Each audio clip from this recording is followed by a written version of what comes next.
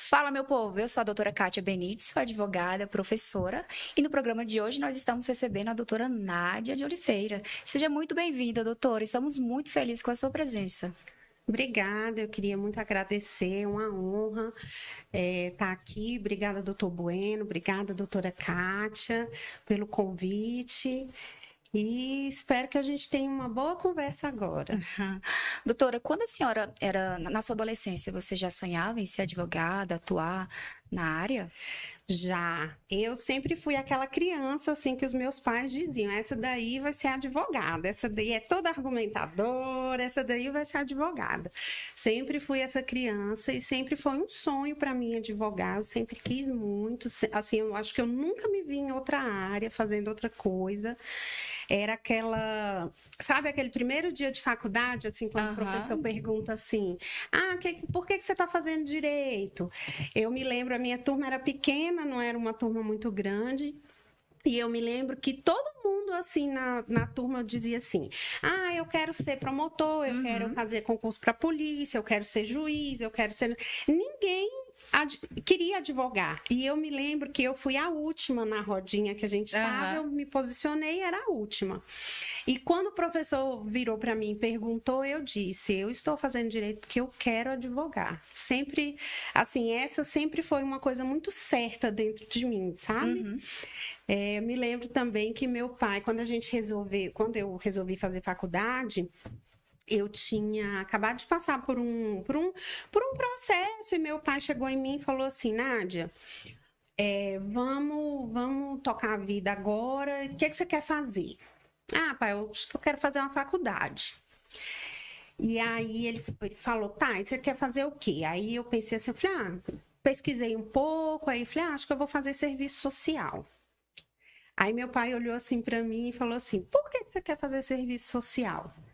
Aí eu disse, pai, porque achei assim um curso legal, interessante, e acho que achei a faculdade muito cara de direito. Olhei, eu falei, querer mesmo, queria fazer direito, mas achei a faculdade muito cara, então acho que eu vou fazer serviço social e lá na frente, depois que eu já estiver trabalhando, se eu estiver ainda com essa disposição, eu faço direito. Aí meu pai virou para mim e falou assim, não, Negativa.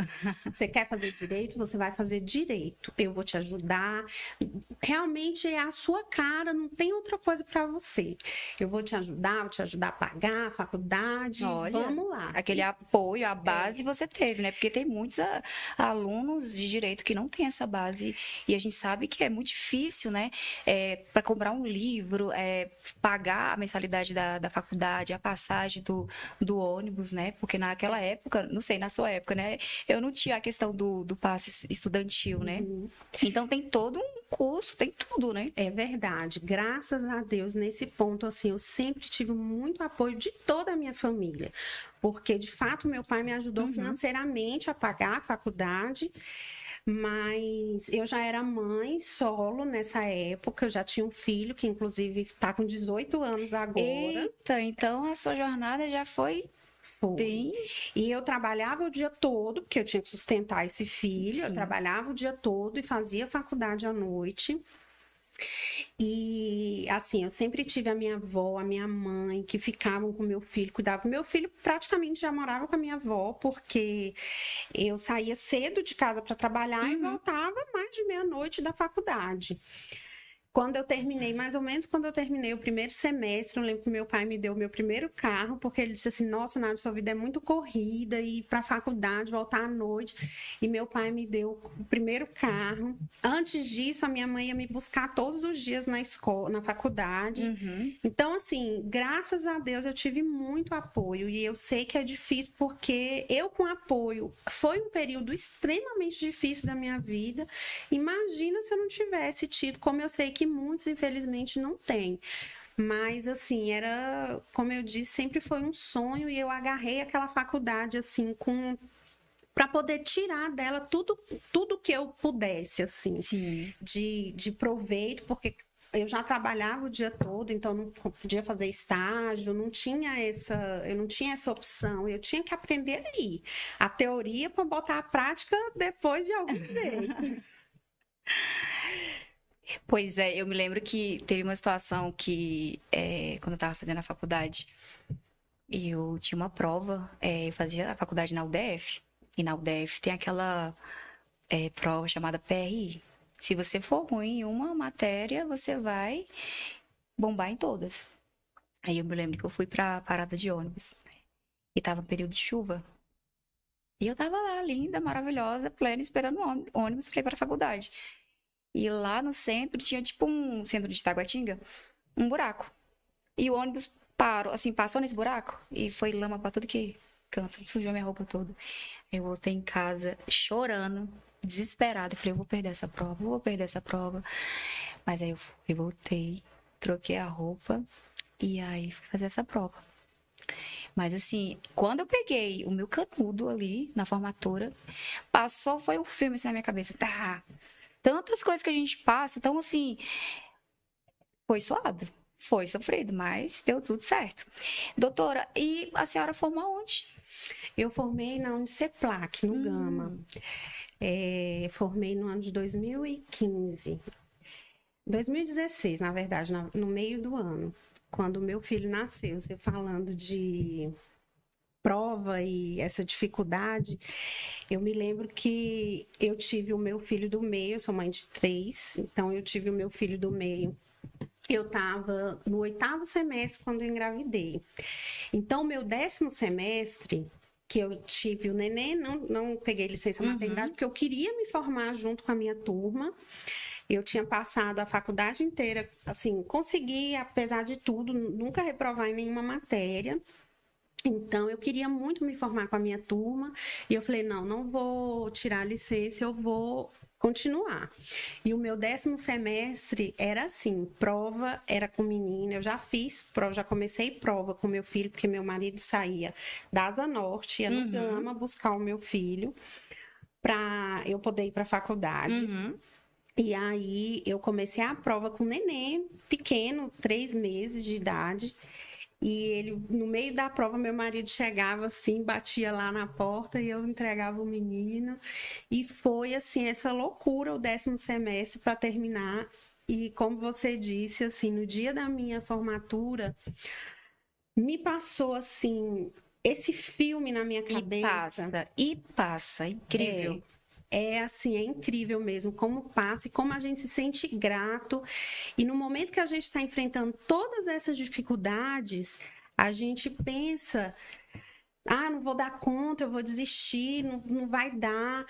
Mas quando você se forma, quando você pega seu canudo, quando você pega a sua carteirinha da ordem... Sim. Eu me lembro que no dia que eu peguei a minha carteirinha, eu chorei do hino nacional até o último momento ali. Depois que eu peguei a carteirinha, que eu me sentei, eu ainda chorava, assim. Porque é muito emocionante mesmo. A gente se sente recompensado por tudo que a gente passou. É algo, assim, surreal mesmo. A gente não consegue explicar a emoção que a gente sente. Mas, assim, é muito gratificante quando você pega uma ação, chega um cliente e fala bem assim, doutora, o meu problema é esse aqui. E eu sou o tipo de profissional que eu analiso o caso até achar alguma coisa assim, a gente vai trilhar esse caminho.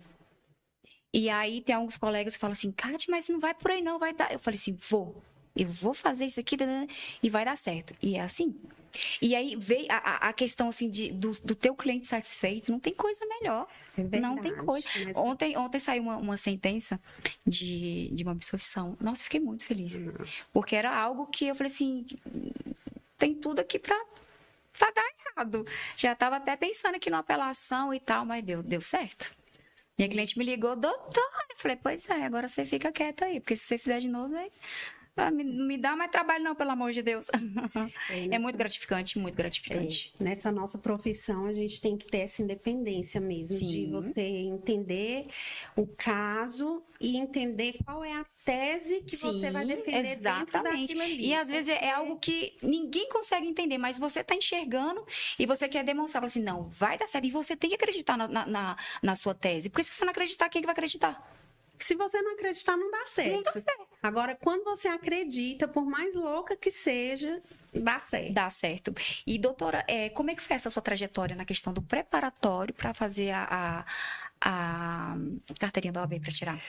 Então, o que acontece? Quando eu terminei a minha faculdade, eu era servidora pública. E eu sempre quis, como eu disse, eu sempre quis advogar, sempre quis Sim. atuar nessa área.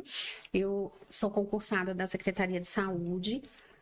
E eu também fiz uma loucura, assim, de sair de um setor que eu estava, que eu ganhava melhor. E falei, não, eu não, o dinheiro para mim hoje não é importante, eu quero trabalhar na área. E consegui ir para o setor de assessoramento jurídico da parte de gestão de pessoas dentro da Secretaria de Saúde. E lá eu trabalhava com as judicializações na administração pública, né? Pelo lado da administração, respondendo às questões dos processos e também a gente fazia muito parecer jurídico, né? Então, eu trabalhei nessa área e me senti muito satisfeita, porque sempre foi uma área que eu gostei muito, essa parte do direito administrativo. Como eu trabalhava com isso e me sentia realizada, de certa forma, eu acho que eu me acomodei, sabe, doutora? E a OAB ficou de lado. Eu me formei em 2016, mas eu só fui tirar a OAB quase 7 anos depois. Nossa! Porque eu trabalhava na área. E eu ficava pensando assim, como eu nunca fiz estágio, eu vou meter as caras e vou advogar, não tenho experiência, então eu gosto do que eu faço, então eu vou ficar por aqui. E eu me acomodei. Sabe, eu fiquei, como eu disse, muitos anos trabalhando com isso e eu gostava muito. Mas eu passei por um problema com meu último filho. Eu tive uma complicação bem séria na minha gestação que colocou em risco mesmo a minha vida. E nesse período eu refletia muito sobre a minha vida, sabe? Refletia muito sobre o que tinha acontecido, sobre os meus sonhos para o futuro. E a advocacia foi algo que pulsou muito dentro de mim. Poxa, eu sempre sonhei em ser advogada, por mais que eu trabalhe na minha área, mas eu não advogo. E isso, para mim, foi muito impulsionador, sabe? Nessa questão. E aí eu falei assim, quer saber? Eu vou tirar meu AB e eu vou trabalhar. Vou arriscar e vou ser advogada. E aí eu fui fazer uma especialização em advocacia criminal, que é uma área que eu gosto muito, sempre fui muito apaixonada. O meu xodó. Direito penal, para mim, processo penal na faculdade, sempre era aquela aula assim que brilhava os meus olhos. Eu gosto muito. E eu fiz uma especialização e fui estudar para a OAB. Então, fui estudar e eu pensava assim, gente, eu não vou conseguir porque, nossa, eu já estou há muitos anos formada, eu não lembro mais das coisas, vai ser difícil, já estou mais velha, com 3 filhos, na época eu já tinha os meus filhos, com 3 filhos, casa, trabalho e ter que estudar. Vai ser muito difícil para mim, não vou conseguir, mas assim, foi para mim, até eu não acredito, eu passei de primeira. Aquela autossabotagem, né, que a gente sempre faz, né? E eu passei de primeira, assim, a primeira prova que eu fiz, primeira e segunda fase, eu passei. E quando, como eu disse, no dia da minha cerimônia da OAB, no dia que eu peguei a minha carteirinha, para mim foi assim... Nossa, foi uma explosão de sentimento dentro de mim, sabe? E eu comecei essa transição de carreira mesmo, né? Que eu vejo que muitas vezes as pessoas, elas começam advogando e aí, eu quero estudar, quero ser juiz, quero ser promotor, quero passar no concurso, quero ir para essa área. E foi o inverso, né? Eu já concursada, eu falei, não, eu quero advogar e quero trabalhar cada vez menos como concursada e quero advogar, quero poder fazer o que de fato eu amo e move meu coração ali todos os dias da minha vida, sabe? Então, eu comecei essa transição e foi assim fantástico. Até hoje é um mundo de descobertas assim para mim, mas é muito gratificante. E assim, houve alguma situação assim nessa sua trajetória, desde o início, ali na faculdade, e depois, né, que você já pegou essa carteirinha, alguma coisa assim que você marcou a sua trajetória? Nossa, muitas assim, muitas mesmo. Eu acho que a gente, quando a gente faz direito, a gente começa a aplicar tudo que a gente está vendo e aprendendo dentro da nossa vida, né? Da nossa família. Uhum. E eu vi assim, por exemplo, eu vi as coisas acontecendo, às vezes com meu pai, com meu marido, algumas situações acontecendo, e eu ficava naquele receio, assim, nossa, se eu advogasse, eu ia fazer assim, assado, que eu não ia deixar que isso acontecesse dessa forma. Gerava quase que uma revolta dentro de mim, sabe? Uhum. E hoje, assim, hoje é uma coisa que eu me sinto muito feliz mesmo, assim, porque eu peticionei ontem num processo do meu pai. Nossa. Um processo que já se arrasta há muitos anos, sabe? De uma situação dele e que eu sofri muito por ele, por tudo que ele passou. E para mim, ter feito isso assim foi muito, muito marcante, porque, como eu disse, desde que a gente estuda, a gente vai aplicando tudo ali na vida da gente, né? E essa era uma situação que eu me sentia frustrada por não poder fazer nada. Às vezes tinha ideia, falava, vamos fazer tal coisa. Aí meu pai, então vamos lá comigo lá no meu advogado pra gente conversar. E eu conversava, não, doutor, vamos fazer assim, assado. É mesmo, Nádia, vamos fazer assim. Nossa, boa ideia essa sua. E eu pensava, gente, eu podia fazer alguma coisa por ele, sabe? E para mim isso é uma realização, assim, isso me marca e eu acho que isso vai me marcar pro resto da minha vida, assim. Não, e o peso de advogar para familiar é muito. A gente se sente muito cobrada. Assim, meu pai, ele teve uma situação que eu tive que ingressar com uma ação judicial em desfavor do INSS. Aí ele, minha filha, faz. Eu falei, pai, ele faz, minha filha. Eu, tá, fiz. Aí tá. Deu tudo certo. Aí tem uns 20 dias. Porque é engraçado, né? Quando eles vão fazer as coisas, eles não falam pra gente. A gente é a última a saber. Ele, filha, eu comprei um carro. Eu falei, ai, que interessante, que bom, pai, fico muito feliz por você. E ele, filha, mas eu que mais o que, pai? Ele, mas eu paguei o carro. Eu falei, que bom que você pagou o carro, pai. Prossiga. E meu pai é do Paraguai. Então, assim, eu consigo entender o castelhano.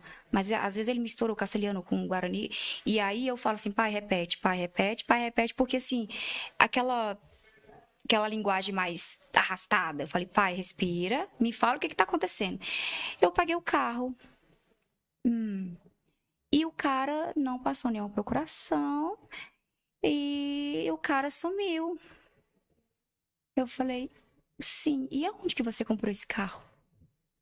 Ele, então, filho, pai, aonde você comprou esse carro? E ele comprou numa agência de uma empresa, tudo bonitinho. E olha só o abacaxi agora que tá nas minhas mãos. Ele tá com o carro, não tem nenhum documento do carro e pagou o carro. Eu falei assim, pai, você não fez isso? Ele, eu fiz. Eu falei, é desse jeito.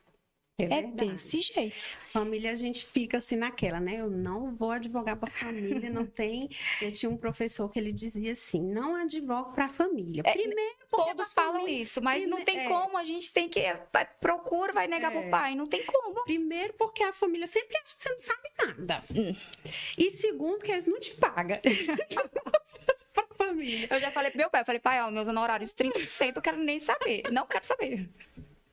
É verdade, mas esse é um caso para mim que me gera muita satisfação. Sim, porque imagino, né? Eu sofri com ele assim muita coisa e poder atuar e poder, pelo menos, assim, eu penso assim, igual eu falo para ele, pai, você sabe que eu assim, não tenho ainda muita expertise nesse seu caso, mas o que eu puder fazer de melhor, eu vou fazer. E ele, não tem problema não, é isso aí, o que você disser tá dito e pronto. Então, poder, assim, ajudar de alguma forma, para mim, já é, assim, já é gratificante, não tem como... aquela sensação de dever cumprido. Dever cumprido, exatamente. Doutora, fala pra gente seu Instagram, seu telefone, se alguém assim, né, quiser entrar em contato com a senhora para tirar algumas dúvidas. Claro, o meu Instagram é nadiaoliveira.adv, né, de advogada. Pode procurar lá, eu de vez em quando faço lá uns rios, uns negócios para trazer a advocacia mais para próximo das pessoas, né? Eu tenho um destaque lá, direito de saber, porque eu entendo que as pessoas não têm às vezes essa linguagem jurídica, não entendem, mas eles precisam, de certa forma, saber o direito deles, né? Então, eu procuro sempre trazer informações de diversas áreas, de modo que as pessoas entendam seus direitos e na vida real. Então, siga lá, nadiaoliveira.adv, e tem também telefone, se quiser, às vezes o nosso telefone toca, doutora, vem aqui na delegacia, que eu tô... Aconteceu um negócio, deixa eu te contar. E é 24 horas? 24 horas, 24/7. 24 horas, 7 dias na semana, não tem dia, não tem hora. Então, pode ligar, mandar mensagem, tá bom? Doutora, vamos para um tema muito polêmico. As pessoas falam assim, doutora, você é pró-pai. Mas vamos falar sobre o abandono afetivo. Vamos. Olha, eu acho tão interessante você falar sobre isso, porque, como eu disse, eu já passei algumas situações familiares relacionadas a isso, né? Principalmente a paternidade. E embora eu seja uma mulher, entenda as questões das mulheres. Sim. E defenda, de fato, eu gosto e eu procuro me especializar sempre em advogar para homens. Olha, bom saber, doutora, porque assim, eu sou muito polêmica. E eu tenho alguns clientes que falam assim, doutora, eu cumpro o meu papel como pai. Não é só pagar um valor simbólico de pensão alimentícia. Eu tô presente na vida do meu filho, só que a ex, ela não aceita o fim do nosso relacionamento. Então, assim, se eu compro uma jaqueta de couro, ela procura um advogado para ingressar com uma ação para revisionar os alimentos. Se eu tô com uma outra mulher, ela não aceita. Se eu tô num local, sei lá, curtindo com os amigos, familiares, ela não aceita. Então, assim, ele não pode ter o mínimo. Ela já tá ali, ele tá melhor. Não, tem que aumentar a pensão. Tá abandono afetivo. Ele não quer saber do filho. E não é assim, doutora. Não é assim por trás Porque eu falo que toda história tem duas verdades. E é uma faca de dois gumes. É verdade. E assim, elas não entendem o fim do relacionamento e querem prejudicar de todo jeito o ex-companheiro. E elas usam os filhos. É incrível. Eu vejo assim, acontecer muito a mulher usar o direito contra o homem e o homem se sentir totalmente impotente. De dizer, a justiça sempre protege a mulher, eu não vou mexer com isso porque não vai dar certo. E às vezes o cara paga a pensão e não consegue conviver com os filhos, ser pai, mesmo querendo ser pai, ou porque se casou, ou porque fez algo, ou porque não quis mais aquele relacionamento. É o que mais acontece. E às vezes a gente tem que entender que a alienação parental não acontece apenas pelo lado do homem. Acontece pelo lado da mulher. Exatamente. Então, o homem, ele tem sim que buscar a convivência com os filhos, porque ele vai fazer isso não é pela mulher, ele vai fazer isso pelos filhos, porque é importante para o filho ter um pai, ter a referência, seja um filho homem, seja uma filha mulher, é importantíssimo você ter essa referência de pai. Então, não deixe de buscar o seu direito por achar que a justiça vai defender só a mulher. Busque sim, busque um advogado, um bom advogado especializado. Sim, E vá exatamente. atrás, porque você impedir o filho de falar com o pai é alienação parental. Você pegar o seu filho e Exatamente. se mudar de estado para não ter contato com o pai é alienação parental. Você usar fazer um boletim de ocorrência dizendo que sofreu violência psicológica só para ter uma medida protetiva e esconder os filhos do pai de forma proposital é alienação parental. Então, tudo isso é alienação parental e alienação parental, você pode perder sim o poder familiar do seu Sim, filho em decorrência desse tipo de atitude. Com certeza. Então, homens busquem seus direitos. E o engraçado que é tão comum, só que os homens, eu acredito que eles têm essa questão do preconceito e da vergonha, e eles não expõem o que eles passam dentro desse relacionamento. Porque, querendo ou não, você tem um filho, você rompeu a questão da relação entre homem e mulher, mas a relação entre pai e filho tá ali, ó. Tá contínuo. E querendo ou não, a mãe faz parte de tudo isso. E aí, o que acontece? Eles se calam. Eles se calam. Eu tava com um cliente que houve o rompimento desse relacionamento, 3 filhos, e doutora, paga a pensão tudo bonitinho e tal. Ela vem aqui na minha residência. Eu vou deixar ela do lado de fora? Convido ela para entrar. Só que a casa dele tem câmera e ela não sabia. Tinha câmera, tem câmera. E ela tá lá, brigando, esbravejando, simulando uma agressão. E depois ela foi lá na delegacia. Então, assim, olha, ele sofreu agressão. E ela falou assim, não, ele que me bateu. Então, assim, olha só como que as coisas acontecem. Eu já ouvi. É um caminho muito perigoso, Então, assim, sou pró-pai mesmo, podem me criticar, sou mulher, sei dos meus direitos, aplaudo a Lei Maria da Penha, que sim, realmente, ali, inclusive teve até o aniversário, né, recentemente, né? Mas, assim, existem casos que são casos simulados.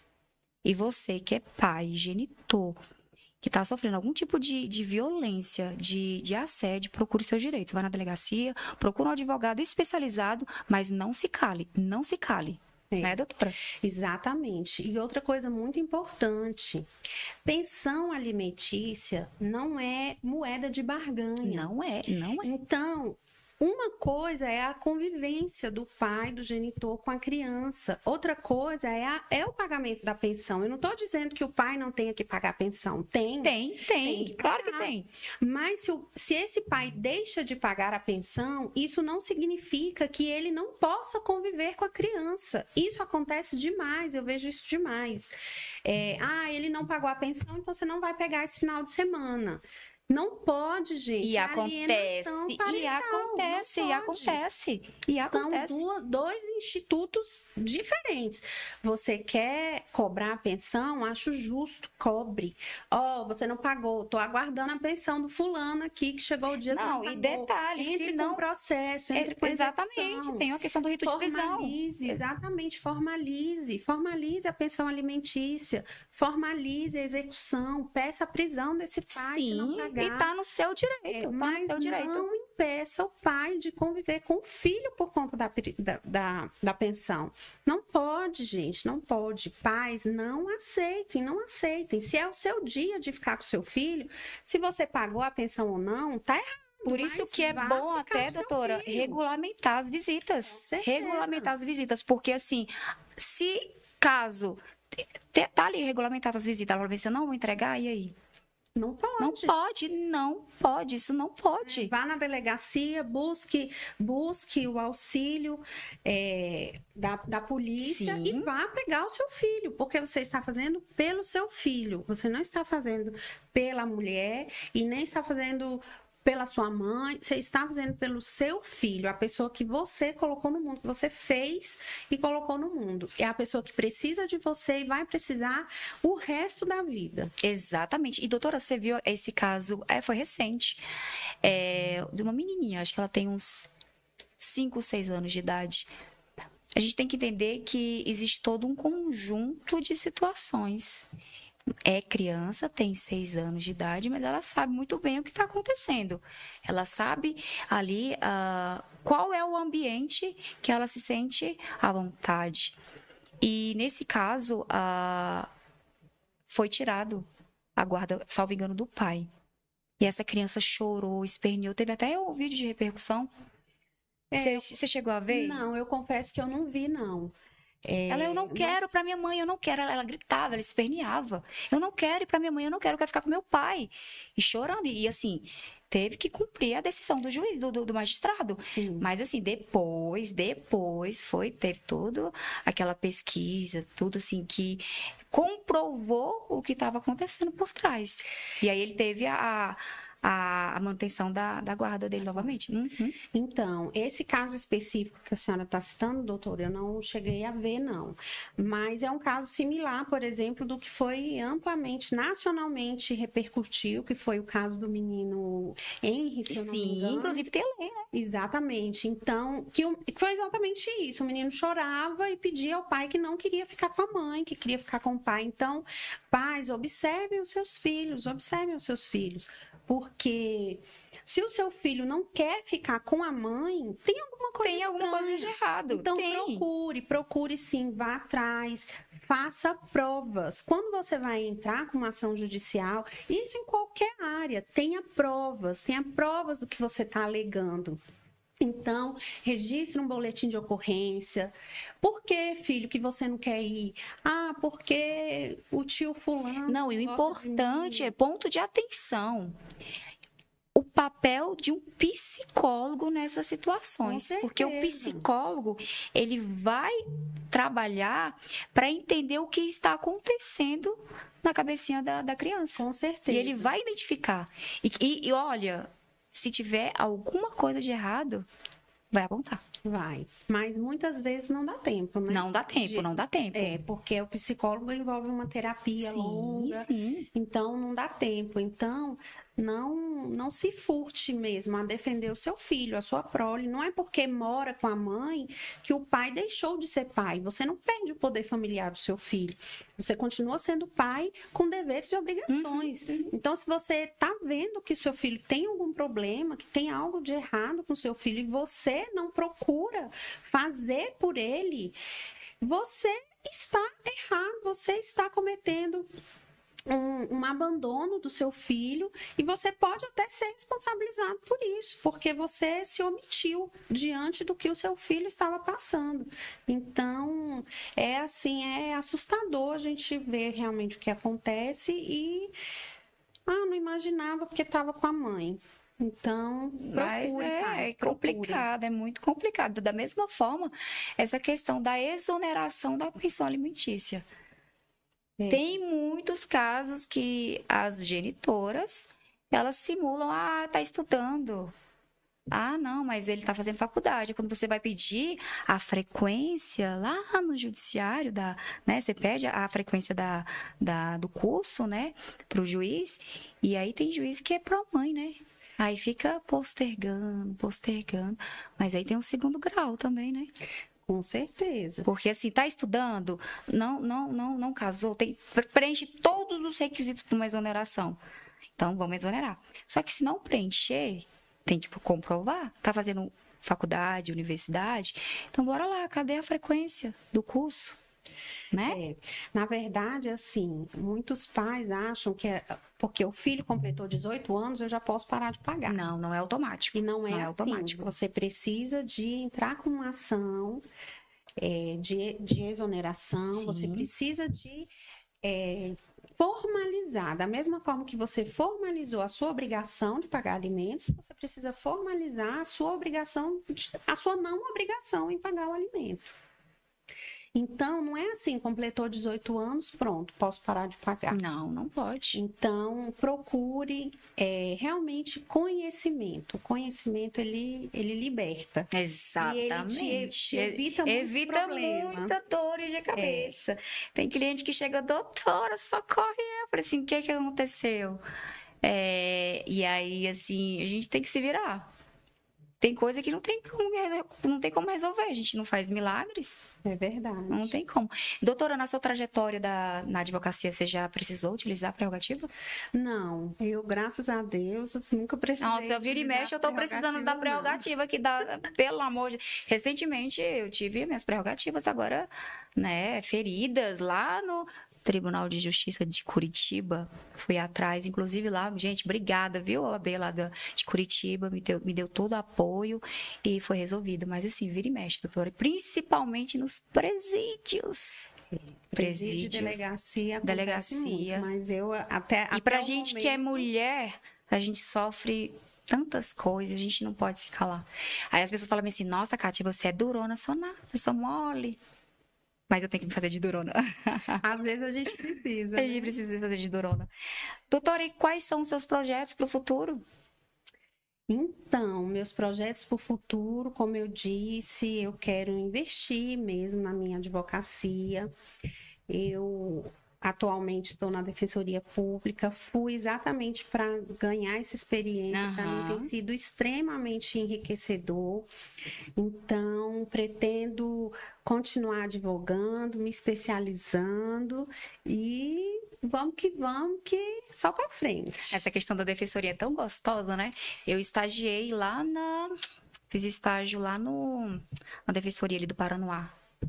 Na área criminal. Nossa, mas foi muito bom. Eu tive uma base ali, foi com o doutor Wagner, salvo engano, em 2021, 22, não me recordo, mas foi muito bom. A base ali era cada coisa, tá. E ali você tem que pensar assim rápido, porque tem, né, as pessoas lá te aguardando, né? Então você não pode demorar no atendimento, né? Mas foi muito bom para mim. Doutora, pode repetir seu Instagram, seu telefone, por gentileza? Claro, então meu Instagram, nadiaoliveira.adv, procure lá. Meu telefone, para dar o telefone aqui no ar? Pode dar, se você não se incomodar. Então, meu telefone, 99936-8108, também 24/7, procure lá. Estou aguardando você. É isso aí, doutora, muito obrigada pela sua presença. E vocês que estão aí do outro lado, a gente agradece, espero que tenham gostado do conteúdo. Quero muito agradecer aí os nossos apoiadores, doutor Lair Bueno e o doutor Vevé. E para maiores dicas e informações, é só me seguir nas minhas redes sociais, @katia.benitez, ADV. Até mais, meu povo!